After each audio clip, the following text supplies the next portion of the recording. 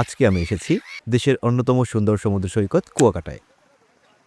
এখানে শুধু সূর্যোদয় ও সূর্যাস্ত নয়, এখানকার মানুষের জীবন জীবিকার একটি বড় অংশ জুড়ে আছে মাছ শিকার ও শুটকি শিল্প। এই ভিডিওতে আপনাদের দেখানোর চেষ্টা করব জেলেদের মাছ ধরা থেকে শুরু করে সেই মাছ কীভাবে রোদে শুকিয়ে শুটকি তৈরি করা হয়, পুরো প্রক্রিয়াটা। রাতের অন্ধকারে কাটতে না কাটতেই জেলেরা নেমে পড়েন সাগরে।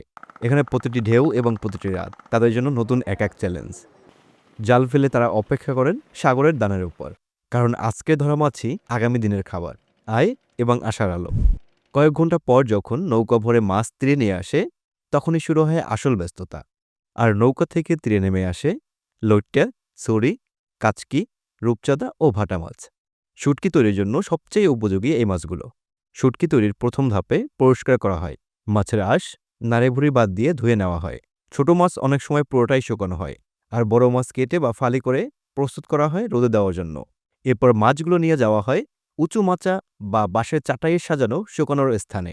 এখানে সবচেয়ে গুরুত্বপূর্ণ হলো সূর্যের আলো। রোদের উপর নির্ভর করে মাছ কত দ্রুত এবং ভালোভাবে শুটকি হবে। এই জায়গাগুলোতে প্রতিটি রোদের দিনই যেন আশীর্বাদ। অনেকেই মাছের উপর সামান্য লবণ মাখিয়ে রাখেন, যাতে স্বাদ বাড়ে এবং দীর্ঘদিন সংরক্ষণ করা যায়। 2 থেকে 5 দিন রোদে শুকানোর পরেই মাছ শক্ত এবং হালকা হয়ে যায়, আঙুলে ভাঙা যায় এমন অবস্থা। আর তখনই বোঝা যায় শুটকি তৈরি সম্পূর্ণ হয়েছে। এরপর ওজন করে প্যাকেট করা হয় এবং চলে যায় কুয়াকাটার শুটকি মার্কেট সহ দেশের বিভিন্ন প্রান্তে।